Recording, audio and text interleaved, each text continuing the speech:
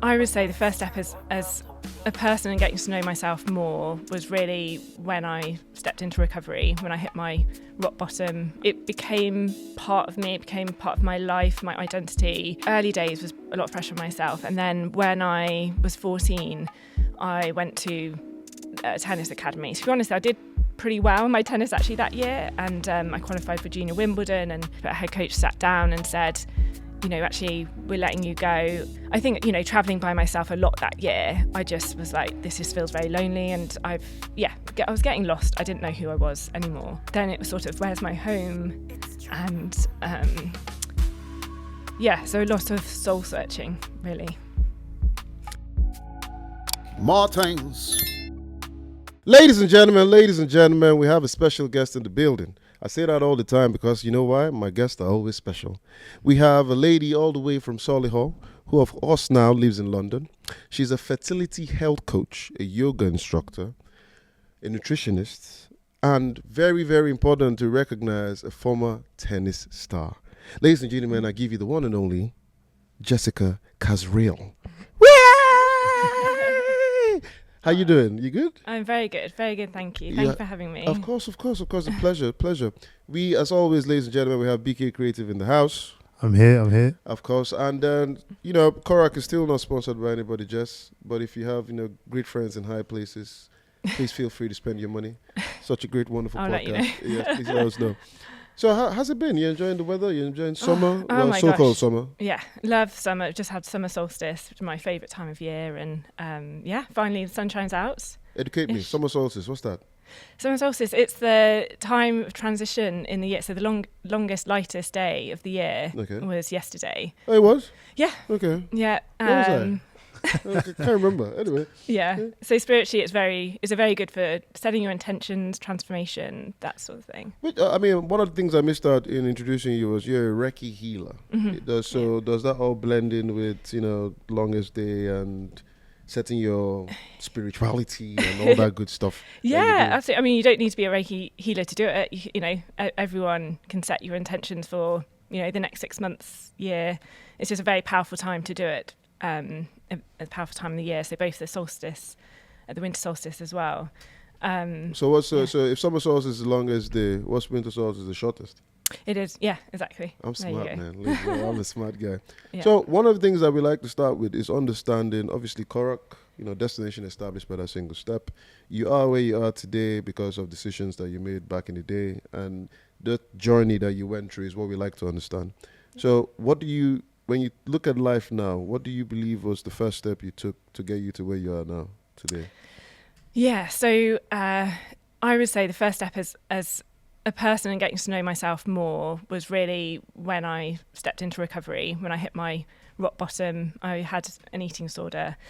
And I would say that was really a big pivotal time for me in my early 20s. I think that was my first step in sort of getting to know myself better. In terms of, if you're also talking about first step in work and as an entrepreneur, I think that was actually more so when I was pregnant. And I set talking about intentions, I set the intention to really become an entrepreneur, and I didn't know what it quite looked like. So I kind of put it out there to the universe. And then, because I knew I was having maternity leave, so I was like, okay, I'm going to have at least 6 months to really reflect on this. And then I was walking by the sea with my little baby in my maternity leave and listening to this podcast, this business podcast, and I just knew I had to work with this lady.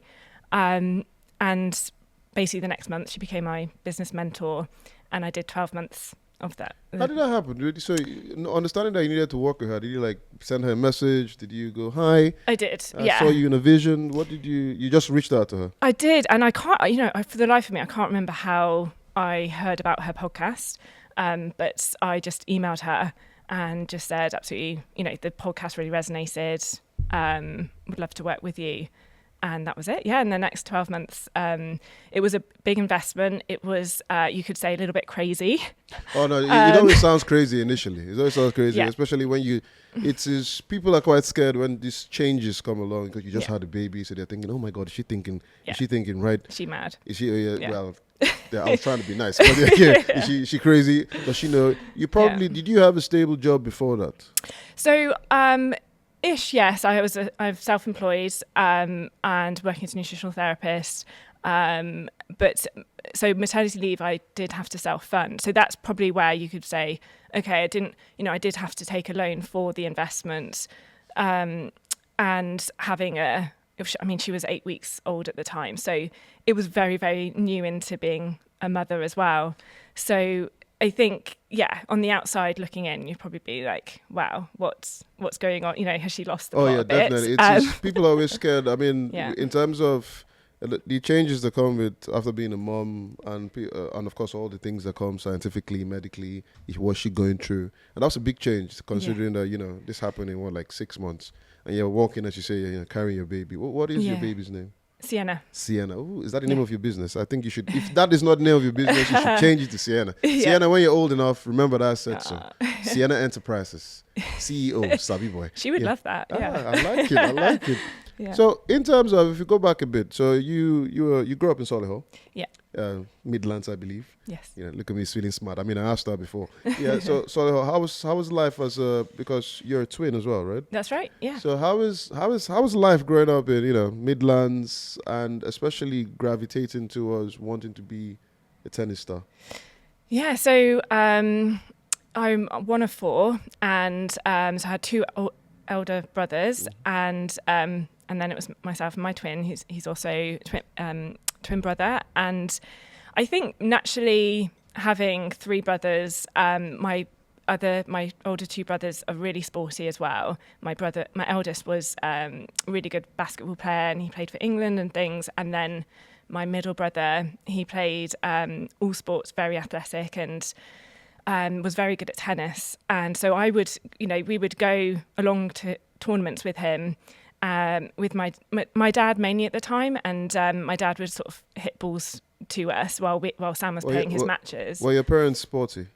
Actually, no, they weren't that sporty. Where did those genes come from? I always try to understand. My parents claimed they were sporty. I mean, the pictures every now and then, and me and my siblings, we kind of did the whole sports stuff. I'm better than all of them. Yeah. I mean, hope they won't watch this, so it's fine. So that came from, but your parents were just working class people, but then that sporting mentality just came from nowhere. Yeah, actually say that. And my mum, when she was younger, she did ballet and she was very good. So I think my mum also, she won't mind me saying this, but she's very competitive. And I think... You must have gotten it from somewhere. Yeah. And I think, her drive also really helped. I think, when we all started playing tennis, and the tennis coach I grew up playing with, Gary, he said, actually she's really got something, and also she's very hardworking, determined, I think there's something there. So when my mom heard that, it was like, okay, let's explore this. Yeah. Let's explore this. So I think it was that also, and also my dad also was brilliant with this, with, always got us kicking a ball from very young, or for, sort of. Is he as competitive as Mama? No, he's not. Yin yang, they have to balance each other. I like it. I like it. So all this is happening, and Solihull, tennis. Tennis is a difficult sport. When we first met, I told you that I tried to serve on a tennis court, and I tried 30 times, and then the balls kept going like different directions, and there was a kid that just came in and go, "Oh, you're doing this wrong." And they were like 14 years old, and she just went. I felt very, very, very terrible in the sense that she just looked at me like, "Give up, bro. This is not going to work." But with you transitioning, you've been told that she has something, light bulb moment, mommy. So did this kick off like a training, aka kind of a pressure for you to actually see that potential grow? I think I don't necessarily look back and see it as a pressure, but I see it was it became part of me. It became part of my life, my identity. And how old were you at this time? So really, when we started playing like short tennis, is called with the softballs, at like 4 or 5 probably, and then when I started having lessons with Gary, it was probably around 6, maybe 7. And then by the age of 9, I was playing for Great Britain and number 2 in the country. At 9, and my parents shouldn't hear this, man. It just enforces how useless I am to them. They shouldn't hear this. At 9, you were playing for Great Britain. Yeah. So there's actually a level for 9-year-olds for Great Britain. Yeah. There's lots of tournaments out there. You can play really young, and there is definitely something inside of me, just competitive, very determined, and I guess. When you think about it, at 9 years old, you're playing for Great Britain at that category. So first of all, your brothers, what then happened to them? Did any of them was any of them pushed into? I mean, Sam, as you said, played for Great Britain in terms of basketball or for England, and then what happened to your twin and the brother before? Yeah, so my eldest brother played basketball, and he then went to the States and played for a couple of years in Mississippi, and but then he decided to do medicine, so he came home and met someone as well. Brainy family is this? They can do anything. Anyway, sorry. Sam went to Millfield, a very sporty boarding school, and but he didn't. He liked all sports. He didn't want to specialise, so he then went into sort of finance and sort of career. He now teaches, and then my twin, he isn't as sporty, but he's really academic and he's very sciencey. He's got the brains of us all, I think. He's incredible. All of you are going to a sport. Somebody needed to be the brains. Yeah. So how was balancing that with you playing tennis training and then still going to school and having some sort of life? How was that balance? Yeah, I guess we just made it happen. It just became part of my life, sort of every evening going to tennis, a couple of hours of tennis, and then sometimes in the morning fitness training, and weekends going off playing competitions. And then as I went into senior school, age 11, we spoke to the headmistress and said that this is, something I'm really serious about. So she was really willing for me to miss lessons as long as I caught up, and so I'd take my studies with me. Were you catching up? I had very good friends who took very good notes. Okay, that's good. Yeah. Now, I know you say you look back at it, and it doesn't seem like it was any sort of pressure. There was nothing happening. Were you enjoying it, as far as you can remember, going through all that and the training and the constant training and catching up with schoolwork? When you think about it now, were you enjoying it? So I'd say part of me definitely was. I really enjoyed just running around, hitting a ball, and not thinking about work, schoolwork or anything else. But I would also say there was a huge pressure I put on myself, as well as my coach was very determined as well. And I think there was a lot of pressure actually when you start to become, playing for Great Britain and 2 in the country at the time. There was a lot of expectation then. So at 9 years old, that expectation to win was already there. So it wasn't a case of, you're good, with time you get better. It was a case of, you're playing this tournament, you have to win. At 9. Yeah. I don't think possibly it was said in those words, and I think that's why lots of the pressure came from myself. I just thought I need to win. This is where you prove that you're your mom's daughter, competitive. Yeah. So were you winning tournaments at 9? Yeah, I won the under 11 nationals, the winter nationals. So. Okay. So I was winning sort of the national tournaments, and then I went to my first abroad trip when I was 10, playing in France and traveling then. Yeah. Man, this you have lived the dream many people are trying to live now. Yeah. It is good. So I mean, we both met thanks to Michelle. Shout out to Michelle from True Thanks, Story. Michelle. And your story in terms of navigating, playing tennis, and of course talking about your eating disorder, which we'll get to. I was at Wimbledon 2018, I think, and it's like an eye-opening stuff, understanding how the tennis grassroots, how they build from kids build. But there's always a conversation that you get to the point where you feel the pressure and all that you were talking about. So you said the pressure came from you, but with the surrounding, and you wanted to just win. You were competitive. Yeah. Do you think now that you've been through the system, how do you think it affects so it's like, you have like football and you have different games and everybody wants to make it, and however we want to see it, it's like what percentage actually makes it, which I even think tennis being an individual sport, it's probably even lower. Do you see a way that it could be better? Yes, and I do think, so when I say there's a lot of pressure, I think early days was a lot of pressure on myself, and then when I was 14, I went to a tennis academy, so that's where it was sort of fully funded, and they were like offered me a place. And obviously this comes from competitions you have won and all that. Yeah. So like a scholarship. Yeah, and so that was moving away from home, moving schools. Where was this? Where did you move to? So in Bath. Oh, okay. Yeah, Nice. so I think there... Near Bristol, people, in case you don't know. Yeah. Near Bristol. But I think for me that was a real transition, because I think I was really excited to go. I thought, gosh, new school, new friends, like this is amazing. I'm really going to give my tennis a go. I'm going to get more support. And for me, I feel like it actually worked the opposite way. I didn't realise, how homesick I would get. I think it was, I feel like the individuality that I had, or the focus that I had at home, with my individual coach and things, it was sort of, you're one of the crowd almost in the academy, and I think it just lost a bit of that. Are you a mommy or daddy's girl? Am I mummy's daddy? That's a tough one. I mean, I was mummy's girl for those years, because she then took me to all the tournaments. Mm-hmm. So we really bonded through that.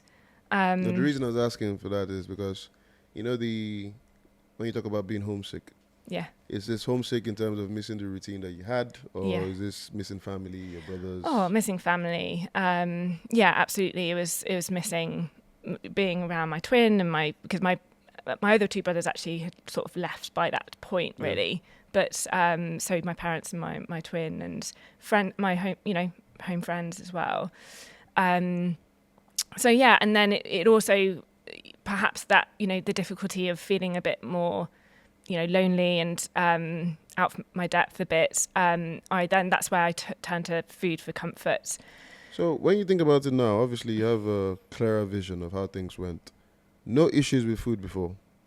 No actual real issues. I was always aware of my body. I would always say that I was really tall growing up, and they actually said, "Oh, you're going to be really tall." Oh, you sprang and then I stopped. Quick. I just stopped. I when I was saw this you height. When I saw you earlier, and I told you you're getting shorter in my eyes. But so you like shot up quick. I was the tallest in my junior school, and this must be like a Hobbit situation here. For you to be, you were the tallest. I haven't grown since then. Basically, I was just. But honestly, They were like, "Wow, you're going to be really tall. You're going to have a massive serve," because there are people predicting it. And it's funny, I didn't really grow since that point. But I think so. I was always aware of my body. I have something called PCOS as well, which is polycystic ovary syndrome. It's like a hormonal endocrine, sort of affect your endocrine system. Mm-hmm.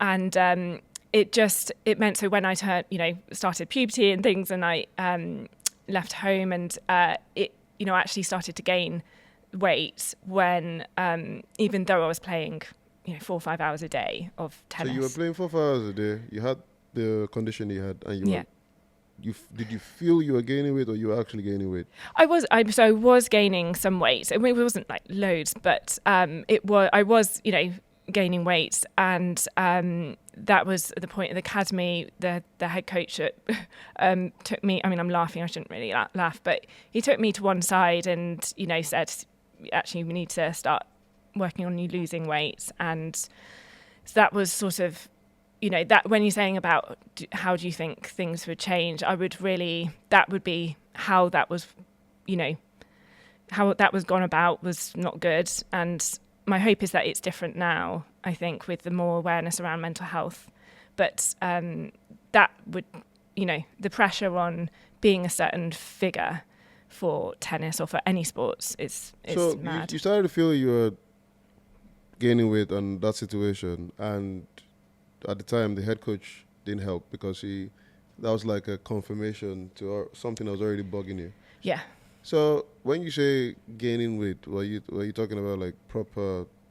I'm looking bigger. Am I getting fatter? Did you feel that affected your fitness in any way? Honestly, actually, not so much my fitness. So I did when I started to lose weight then, and I sort of started to diet alongside of training. I did get a bit faster, but I did lose my power as well. So I was always known as like a really big hitter, really big forehand, and I had a really good serve as well. And so I lost the power. It wasn't as much power. So and this is because you were trying to cater to losing weight. Yes, yeah. What was the strength and conditioning like at the time? Because obviously, if that was happening, I mean, in this day and age, you see like, okay, you need to lose weight, but we need to keep your power. What was it at the time? Or was it just train, tennis, eat, sleep? That was it. There was no extra guy that takes you to the gym or none of that. No, it wasn't individual. It was group work in the gym. So we did do weights. We did do cardio and intervals and track work and, footwork, sort of tennis drills. So we did do that, but it wasn't individualized. So yeah, it was sort of, it became then weighing every week, and then sort of praising when I'd lost weight. And it just then became a thing of like, oh, I'm getting recognition for this too.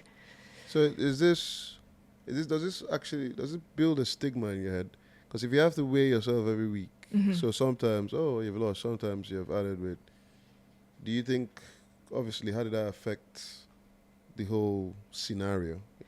I would say it triggered something in me I just became quite obsessed about it. It became less about tennis and winning actually as much. I still was competitive and I still wanted to win, but I was like, this is another thing I want to be competitive and really good at. And it's sort of just, whether it was sort of dormant in me and it was always going to be triggered at some point, but it kind of became an obsession.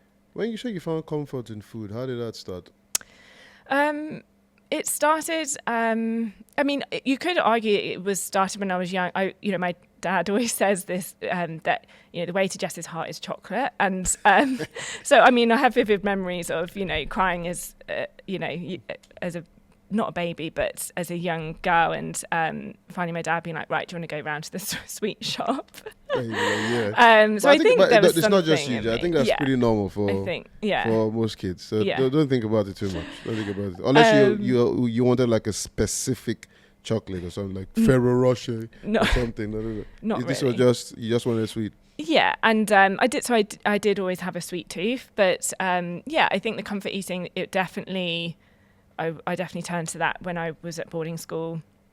And there was just also a lot more food around, like at the, serveries. There was, dessert after every meal you could have. And no one was there to say, oh, maybe, don't have dessert. Or at home, my mom wouldn't do dessert every night. We would have fruit and yogurt and things like that. That's all really healthy. But it wasn't, now I got to choose, okay, if I want a chocolate brownie every day, I could. And so it was sort of also like freedom and not that my parents were particularly restrictive at home. It just, I turned to food for comfort and without realizing, right? It was unconscious, but it's so I just, there would be Tuck's shop in the boarding house, twice a week. And, also in my head, I was like, I'm doing so much training.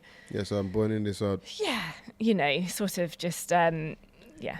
When people tell me they go to food for comfort or they go to anything for comfort, the question is, this comfort that you gain, is this temporary? So let's say at the time you ate just to feel comfortable. Did you feel comfortable after?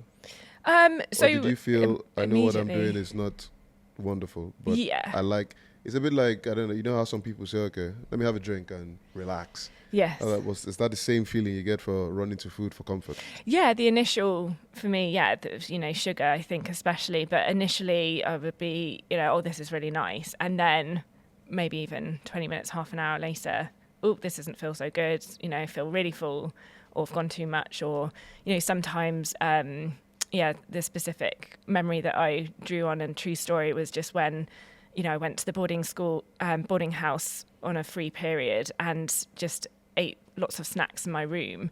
Not because I was hungry, I just was like, oh, I don't know, that was just something I was thinking about, and then had a nap, and then I actually missed my taxi to the tennis academy, and I woke up to 20 missed calls from my coach. And yeah, I just, but I hadn't properly binged at that point, but I was going toward binging, to the point where, and I felt terrible. I felt So were awful. you eating, throwing up, or you stuff yourself, eat, throw up?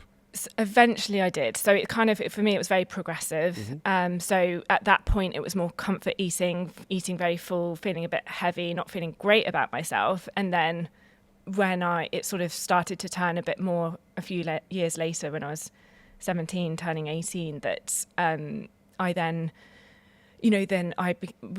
from the dieting, it became really quite obsessive and restrictive, to the point then I was binging. It was happening more and more, to the point then I started to make myself sick. Yeah. So you were competitive with your tennis, competitive with food, at the same time trying to keep a diet, and dealing with mental issues in the sense of, I need to balance this, balance it.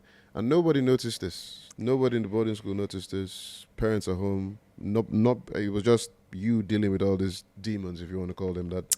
Yeah. I think people noticed it more and more when I started losing weight, actually. And it got around when I was 17, a lot of people were commenting on, oh, isn't Jess maybe a bit too thin? She lost too much weight. And I would, kind of hear it through my mum. She'd be like, oh, they said that comment.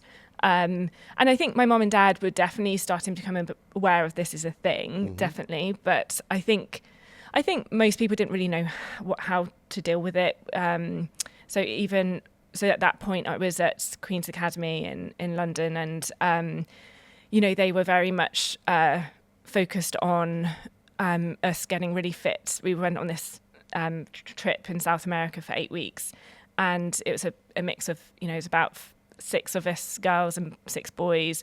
And with all of us, you said, right, we're going to get really fit. We're going to go on extra runs on top of the training, as well as no carbs at dinner. So it just became this blanket rule. Everyone is going to eat this way. And so I started losing more weight. And then after that year was up, again, a different head coach, but a head coach sat down and said, actually, we're letting you go. I hadn't performed my best that year, so that was a reason, obviously, but also they were worried. He said, we're worried about how much weight Jess has lost, but no one said anything to me. No one said, oh, do you want some help? In that, I was going to ask you, you're going through all that, you were still playing competitive tennis. You said it affected your power, your serve, obviously you were getting thinner.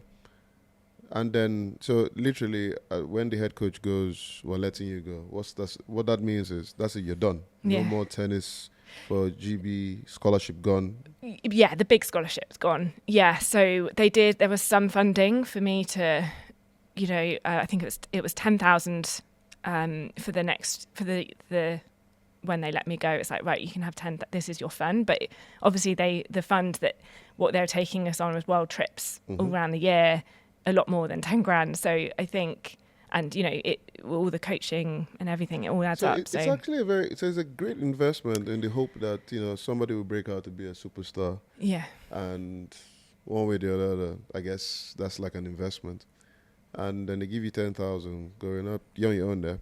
So no accountability has been taken, or as far back as you remember, to go, we trained you, we did all that, but we should have at least noticed that there was something missing here in terms of mental health, exercise. Yes. Yeah.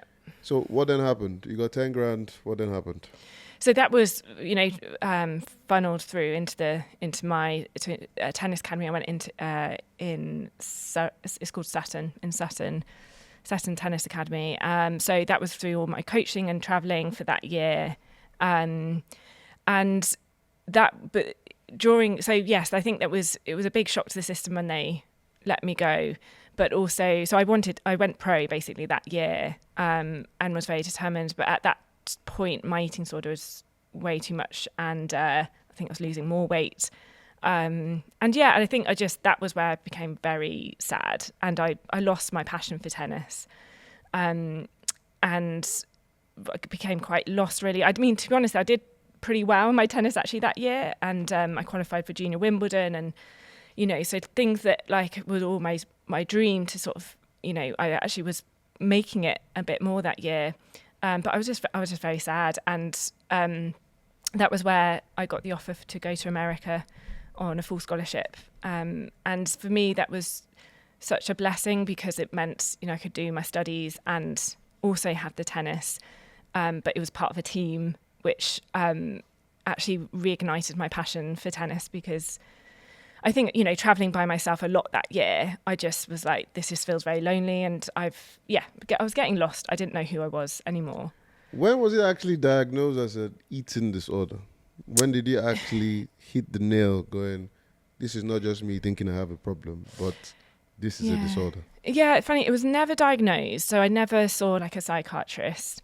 But it became, so when I was in America, the coach there she knew about it, because I basically withdrew my place after 6 months of being there. It was with a different head coach. Because my eating disorder was I was binging a lot, and it was just a lot. And I said to my mum and dad, I don't think I can go to America anymore. And then this new head coach came along, and she actually contacted me, rang me up. I was like, Jess, you've got to come back. We've got a new team. I know what's going on with you. And I really want to help. And we're going to get you therapy, and we're going to support you alongside, and we want you back. And it was pretty amazing, actually, now I think about that, because if she hadn't called, I wouldn't have gone back. And so make me feel a bit emotional thinking about it. But yeah, I think, it was a big pivotal moment, because even though I didn't, sort of get fixed there in terms of my eating disorder, I started therapy once a week, and she would let me miss some of the training for it. And then after my time was up there, that was when I came home and I really hit my rock bottom. That was when I got into recovery. So when the coach called you, obviously you felt wanted. Yeah. And it was good that somebody was actually seen past just tennis. She actually saw you as a person. Yeah. So you say your time ran up in America. So what, the scholarship finished? How does the scholarship finish? You didn't go to the next process of being like the star they thought you were going to be. What happened? So I think in my head I always knew I don't want to go pro anymore. I want to. And how old were you at the time? So when I went, I was 18. Okay. And I was there for nearly 5 years. So this is like studies tennis. Tennis. Where in America was this? So Rice University. It's in Houston, in Texas. Okay. The Great South. Yeah. So I was there nearly 5 years, and it's actually, when I was thinking about music, when you told me this was a podcast to talk about music, I was like, I'm not that musical, but actually when I reflected on it, I'm a huge country fan, music fan. Oh, I love country music. It's different. Yeah. It's very different. It's very different. And I think mainly just because of that time, and obviously being in Texas, and I really got into it. And it was a real time of highs and lows, because the lows of my eating disorder, really, but the highs of my best friends for life, that we try and have reunions as much as possible. Like friends from all over the world. We were a really international team, and and we just had the best fun. We would go to this two-step bar called Wild West on Wednesday nights, and hearing all these, the country music and everything, and we would turn up to weights like really hungover the next day at 6 a.m. and just, oozing of vodka, I think. But we just had like so much fun. Like I think they taught me really how to have fun and play tennis competitively as well. Oh, hey guys, sorry to interrupt your episode. I hope you can please subscribe, hit that notification button so we can get more on wonderful, incredible guests and you can continue to listen to the Korak Podcast. Till then, more thanks. Go back to the episode. I was going to ask, in terms of going through all this situation and, from boarding school and your relationships, so friends, as you have said, you made some friends for life, boyfriends, at the same time, were they whack? Did you whack some of them with a tennis bat or something? How did you balance that? Didn't your friends or relationships or anybody, did they see what you were going through? I think they again were quite aware. I think sometimes you think, as someone with an eating disorder, you think that no one knows, but really everyone kind of does. A lot of people do, but sometimes they just don't know how to approach you or talk about it. It can be a very sensitive topic. Like, how's she going to react if I bring it up? So having talked to, I've made a few amends to some of them, and having talked to them about it more openly, and since my recovery, they actually, a couple of have said, yeah, I did know that you were going through something difficult, and I feel really bad that, I couldn't say at the time, I didn't know how to approach it or how much to help. And and I think I think more and more it's mental, the mental health awareness is really increasing, isn't it? But yeah, it is. Yeah. So you came back to the UK after 5 years in America. Yeah. You said you hit rock bottom. Yes. Was that rock bottom in understanding that this is it, tennis is done? Yeah, there's a lot of to do that. So yeah. tennis is done. Did you hold on to a dream that you were going to be like a Grand Slam winner at some point? Yeah, all that. For sure. Yeah. So what then happened? So you came back, tennis is done now. What's the next step? Yeah, it was a huge identity crisis. I think actually a lot of athletes do go through it after, finishing up in the sports or getting injury and not being able to play again. I think, but yeah, it was for me definitely, who am I now? I don't have tennis. It was such a part of my identity. And so the eating disorder went, I actually just was binging every day, purging every day. So Even it got after really you came bad. back? So when I got back, so in America, it wasn't, I had periods of abstinence, right? So that's where it was the highs, like I was in really good places, but then it would raise its head every now and again. But when I got back, it was sort of, my rock bottom was, because I didn't know what I wanted to do with my life. I didn't know where am I going from here. It was also a time my parents were splitting up and gets me emotional. But yeah. Take your time. Yeah, it was a lot of things going on. And I think, then it was sort of, where's my home? And so a lot of soul searching, really. How did you find your identity? Through recovery. So when I have this amazing cousin, well, a couple of cousins really, and they're very inspirational to me. And one of them is in recovery herself, and she, when I was in America, she lived in LA, and when I was in America, she would often say, come stay with me, and and so I would stay for a few days at a time, and she would sort of talk recovery to me, and I wasn't quite ready to hear it. But anyway, when I came home, also my other cousin, who's a healer, she also helped me. She gave me some healing sessions. She's a shaman, and she could see that I was suffering, and so I really see like them too, especially really important people in my life, and actually it was when I was working on a cruise ship, funny enough. So that was me trying to find myself. I took this job on a cruise ship. It was meant to be for 6 months, I think. And I thought in my mind, this is how crazy sometimes the eating disorder can take you. But I was like, okay, great. I'll, because I'll be traveling the world, dieting, I'll lose weight and my binging will stop. So it's like this fantasy. And, so I took the job and And within 3 to 4 weeks, I was like on my knees, like crying every night, being like, this is awful, because I was just binging every day and I couldn't escape. You're actually more trapped on a cruise ship. And I received an email from my cousin from LA, and she said, how are you doing? And I opened up and said, I'm really struggling. And then she said, how about trying this recovery program? I won't say what it is, it's anonymous, but so really I felt like that was my higher power, you know, and sort of, you know, giving me that email at that time. And so actually from that point, I got back. So I actually quit the job. I couldn't do it any longer, and went home and started going to recovery meetings. And you know, my dad would often take me to the meetings, and so really from that point, it was then starting to see myself for not my body, for not my weight, for not, you know, necessarily what I ate, and then from that point, that was when I really got into, well, what am I passionate about? What could, you know, and then thinking about nutrition and actually helping, as I started to recover, I thought helping other people with disordered eating and eating disorders would be pretty amazing. So that's where I went to London and did a master's in.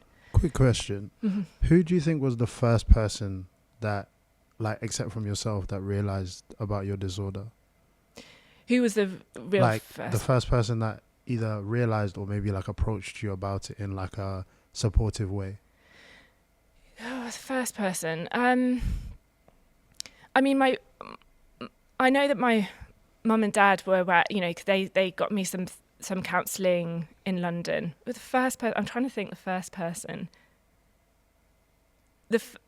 Probably the first person to outright, because I remember that coach, so her name's Elizabeth, and the coach in America, when she reached out to me and said, "Look, I know what's going on," I was like, how does she know what's going on? So I do think, actually, interestingly, I think it was probably her in an outwardly spoken way, but I think other people knew about it. But yeah, I think possibly her, yeah.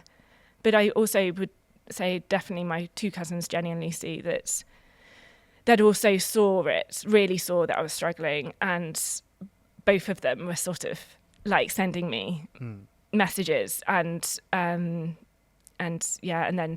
giving me the healing sessions I needed and things. So off the back of that, how do you like notice that someone's got an eating disorder, in terms of like, because I know you probably won't see what's going on behind the scenes. So how does someone, like, for example, the coach or your cousins, see that? I think if you see someone specifically really obsessing around food and their body in a way, obsessively on diets, like all the time, and you can sort of see it almost in their eyes if you know, just seeing their, like, I mean, I definitely thought I was depressed, but it was never clinically diagnosed. But looking back, I definitely was. I definitely had those dark thoughts and, you know, days. So I think also, if you kind of see them also low or cancelling, I would say also cancelling a lot of the time, meeting up with friends, you know, things like that. But obvious signs at home would be, you know, noticing strong smells from the toilet, you know, if they're purging, and long times in the toilet after meals. And then, you know, any obviously wrappers or things that they have in the room if there's binging happening. And any obvious signs of weight loss, and also if they look underweight, or the other way, if they're, you know, sort of, and sometimes, you know, right, that's the whole thing, is you can be a normal weight and have an eating disorder. So, I mean, that was a large part, you know, perhaps being a tennis player, it did hide it a lot for me, a lot of the time, because I wasn't overweight and I wasn't underweight for a lot of it. So it can be really, sometimes it is subtle, and sometimes even clients that I do see, and I see also adolescents and sometimes children, and, you know, sometimes it's the parents are like, I can't believe I didn't pick up on this earlier. And it's also trying to say, like, it's not your fault. Like, it's sometimes there's you know, it really is quite a secret disease almost. And so it's having the awareness, but it is largely quite secret. But Yeah. I mean, one of the interesting things there is how you say somebody can look good. So not underweight, not overweight, and they still have an eating disorder. Yeah. And those of us around them, if you don't notice these things, say for example, the person lives on their own, it's difficult to actually, as a friend, or because they look good. Oh, you look good in this dress or this suit. Yeah. So they could. Do you find that? Would you say eating disorders are probably very stealth generally? Probably, yes. I would say the only thing is because I've been through having an eating disorder is that I have a bit more of a radar of picking it up with people, or, you know, seeing if clients are being dishonest, and I feel I have more of a radar for that. But sometimes also, I'm human. I can't always. Sometimes it is, and so largely it's up to the person of, okay, how rock bottom are they? How willing do they want to get help and ask for help? So you decided to be a nutritionist, obviously to give back, to help people, and to work on people that are going through what you went through. Would you say you have totally eradicated your eating disorder? So I always say, like, recovery is like, we always say one day at a time, because you just never know, and life has its ups and downs, isn't it? And you just don't know if a big event or stressful event could potentially trigger it. I feel very confident in my recovery, and, you know, it's been over 10 years or so, but I stay close to my spiritual practices, and a lot of it is giving back and as well. And so I think if I started to let those go, it potentially could come back. So I never say I'm fully recovered, but yeah, I feel quite far from the person who I was 10 years ago. Yeah. Diets. Let's talk about diets, because everybody has. So when you the way the world is today, and you know, the social media and everybody watching what they look like, summer body and all the Ibiza and all that stuff. Now, I'm a big believer that depending on who you are, you'll find whatever diet suits you. Because some people will be like, no, vegan diet, no, carnivore diet, blah, blah. I personally believe it's tailored to you as the person. Because I could try a vegan diet and it doesn't work for me. Mm-hmm. And I could try something else. What is this obsession with diet, and what would you usually advise in terms of people to find what diet suits them? So the obsession with dieting is, I think, largely is a quick fix. Largely in the industry, there's a lot of marketing and advertising around it.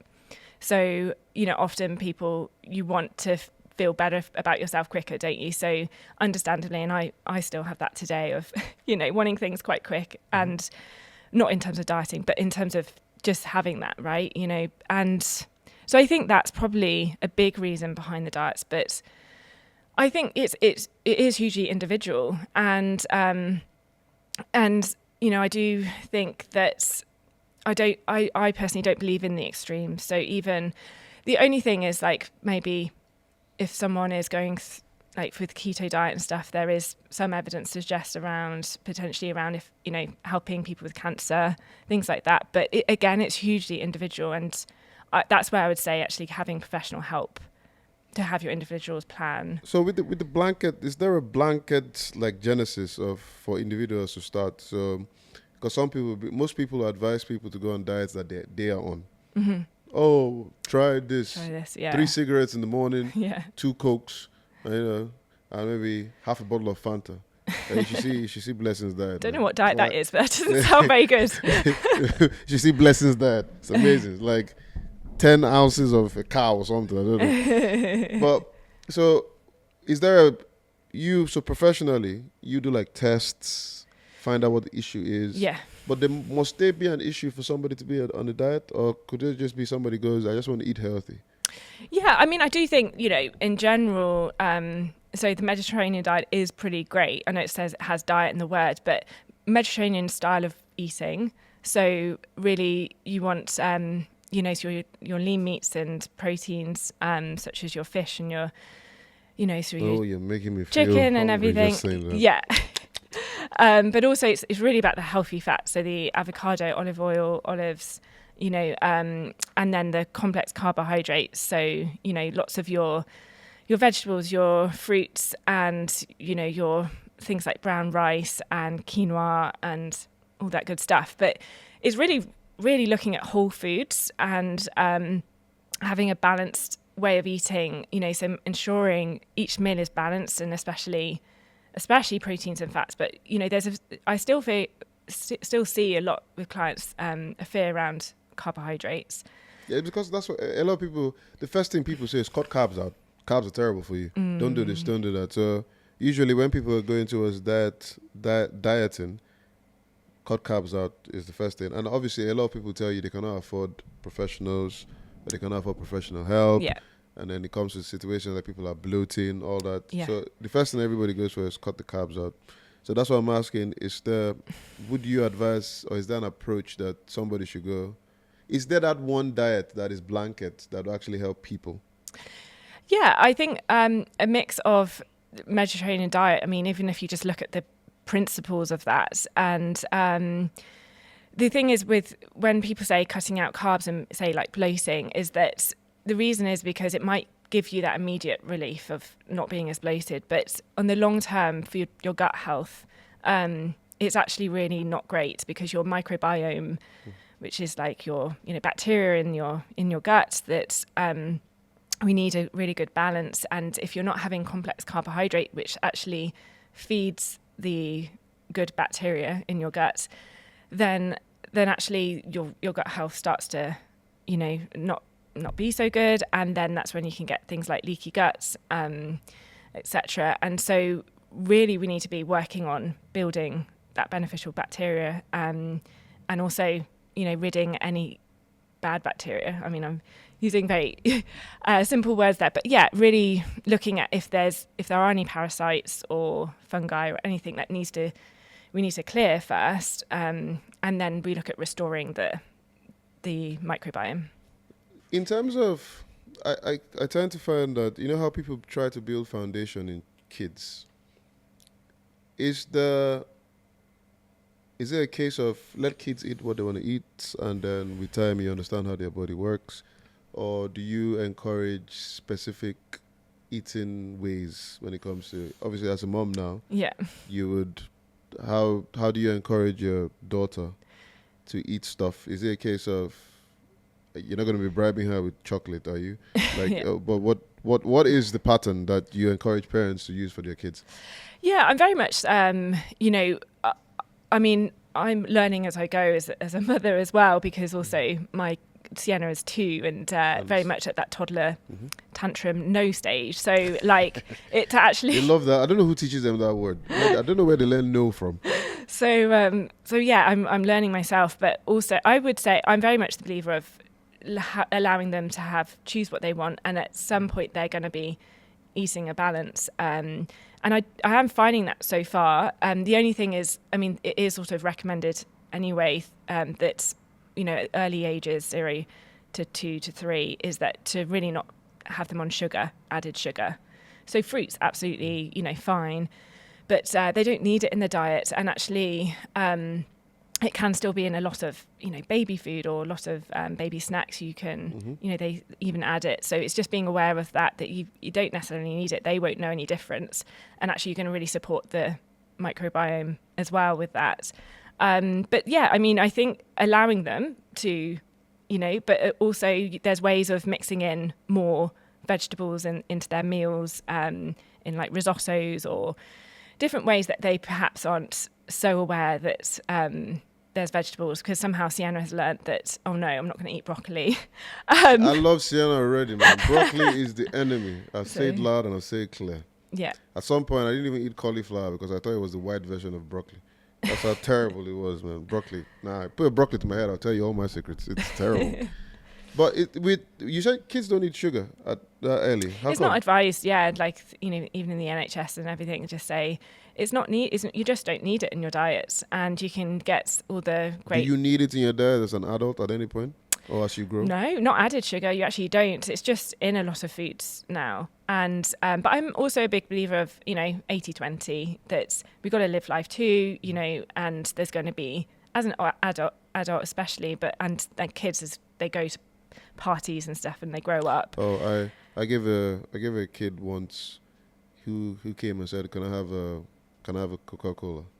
And I was like, oh, ask your mom. I don't know. And then the kid just turns around, comes like, yeah, my mom said it was fine. Yeah. And I was like, yeah, have that. Yeah. You ever seen Sonic the Hedgehog? And ping, ping, ping, ping, Yes, ping. That's exactly what I saw. That's the first time I realized, this is actually not the best for kids. Yeah. But it was entertaining. I'm not sure. gonna lie, it was entertaining.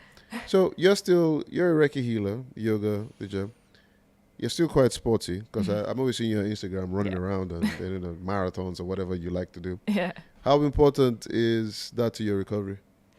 Yeah, hugely. I feel like it's something in my blood, like growing up as an athlete. I mean, I don't do it every day. I do have a rest day. Every week. You yes, sure? I Okay. do. No, because I'm definitely a lot more. I mean, not like I'm balanced. stalking you, but it seems like it's every day. Running tennis or something. You're always playing. Yeah, but no, it's hugely for my mental health.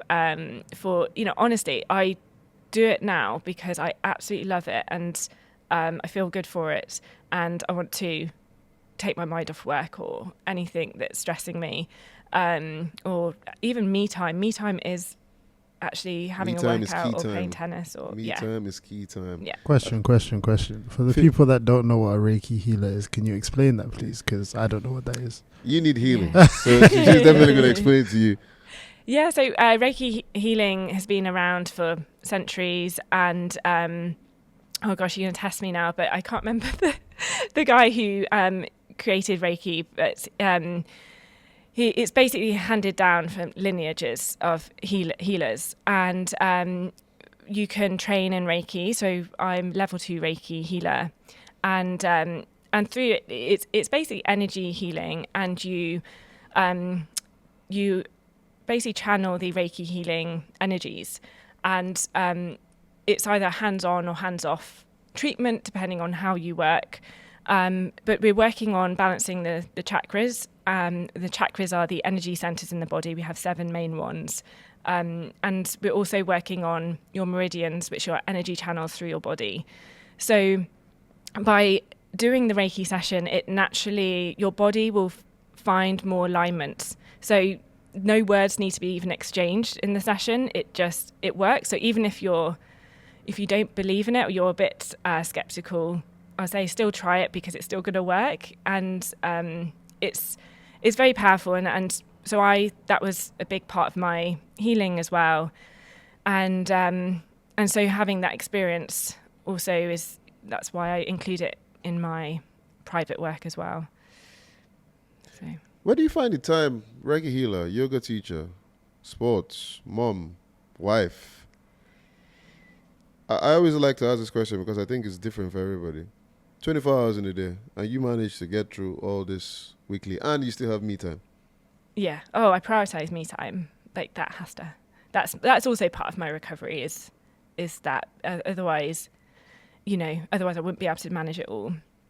But I honestly believe that the more productive you are, the more busy you are, sometimes the more productive. So even when I took up that business course when Sienna was a young baby, I only had 2 hours in the day that potentially I could start building on that or focusing on the course and building my business. But because I only had 2 hours, I became so focused, and that 2 hours probably could be a day's work for someone. I don't know. But I feel like maybe tennis has taught me this too, is just I feel the discipline that I did learn with tennis and also the me time in the sports and stuff. I feel like I can really focus once it's time to focus. And so, yeah, I think I'm a good juggler as well.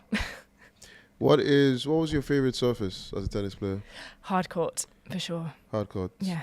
I like clay. I like Nadal's my favorite tennis player, so I like the whole.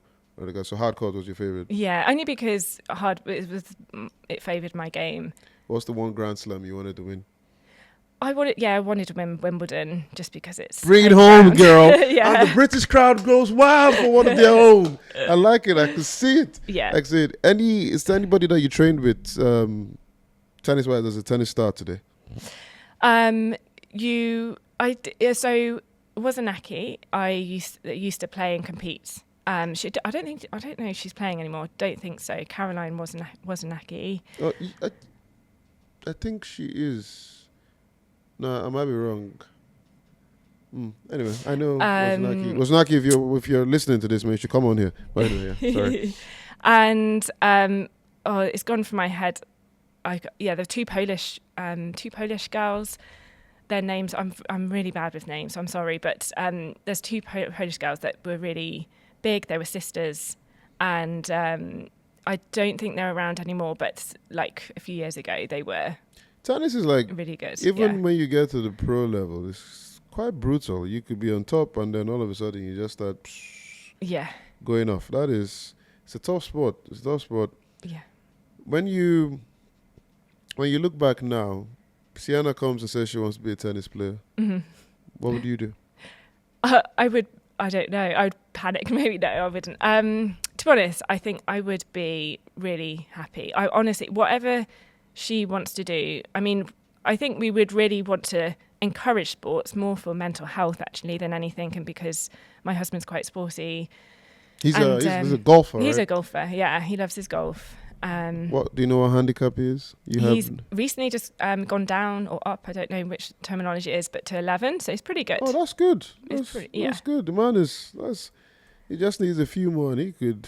Yeah. That's a good level. I don't play golf, but I kind of understand and know a few things about it. 11 handicap, 11, not bad. Yeah. So we would encourage it in the hope that she is sporty, but if she isn't and she wants to, if she's arty or or academic or whatever, then we would really support that. Like I would really want it to come from her, but if she turns around and asks me she wants to be a tennis player, I'd be amazing. I mean, I would be fully behind it, and I'd be, really on it with the coaches, I think. I can tell. So would if she decides she wants to be a tennis pro, and then would the pivot mark be she has to beat you first? She has to beat you. She has to beat you in a game. Oh yeah, first. she has to beat. So like, if you can go past mommy, then maybe you have something. That's a good one actually. When I do have kids, that's what I'm gonna do. You want to box? Let's box. Let's box. If you can beat daddy, you're good. That's what I'm gonna do. In any game, football, you can go past daddy, you're good. Right? Yeah. I mean, that might kill their confidence, but hey. Yeah, actually, it wouldn't take her much to do that now, to be honest. Oh, right. I mean. So yeah. She doesn't mean me specifically. She means generally. Yeah, she means generally. How important, before we let you go, how is important to struggling client of yours or somebody that comes with disorder or whatever issues they have, how important is it for them to understand your story? So my story is on my website, or some of my stories on my website, and but I don't think it's so important because I'm a believer in that, sort of your actions, or you sort of ooze your recovery in a way. And I mean, so I don't, with clients that sign up, I don't say, oh, this is my story. They may have signed up because they read my story on my website or something, or heard it. But it's not hugely, but sometimes, especially if I feel it will help them, I would definitely open up parts. I'm not a therapist where that's therapy. Usually they don't allow that, but I'm more of a coach, a nutritional therapist. So I do open up sometimes when I feel like it can help them. Well, your story has been inspirational. I mean, the first time I heard it, I thought it was really good. Mm-hmm. You tend to meet a lot of nutritionists, and it's very textbook. You're not, which is, thank you very much. This is the point where, BK Creative himself would ask you a question. Right. I think my question would be, someone that's is passionate about something, whether it's sports, whether it's music, whatever it is, and a hurdle comes into their life that they can't get past, so they have to give that thing up or not go to where they want to be. What advice would you give to that person? Because I know that can be really heartbreaking. It can be something that stays with you for the rest of your life. So how do you move forward? How do you find a new purpose in your life when you feel like the one purpose that you had has been taken away from you almost? That's a great question. I think I would say really, I think speak to someone. I mean, that sounds pretty straightforward, but I think even if it's getting professional help, because a lot of, when it's, especially with such a big transition, a lot of it is getting to know yourself more, and it's a time for healing. So actually, reaching out to a therapist or to a healer or to someone that can help guide you through that, and so that you feel supported and heard. And I would say that's the main thing, is don't stay alone with it. And or even opening up to your close family or close friends as a starting point, I think can really help.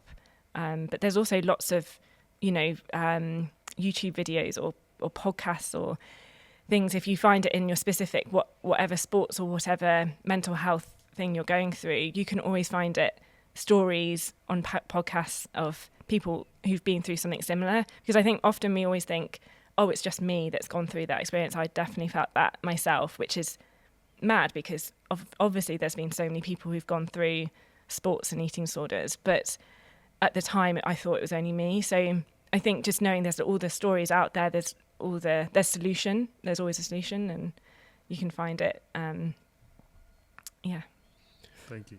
Always a solution, ladies and gentlemen. And of course, Jessica has gone through it herself. So you're hearing it straight from, I don't want to say the horses, but you're hearing it straight from her mouth. Jessica has been amazing. Thank you very much for sharing your story. I like what you do. I hope you continue to help people. Thank you. And of course, come back and tell us more on the journey. And we'll love to be part of the Sienna management team when she becomes a tennis star. But till then, ladies and gentlemen, it's goodbye from BK Creative. I'll see you guys on the next one. Of course. And of course, our special guest, Jessica. Amazing. Thank you so much for having me. You're welcome to the Korak anytime, any day. I am MC Sabi Boy, ladies and gentlemen. More things.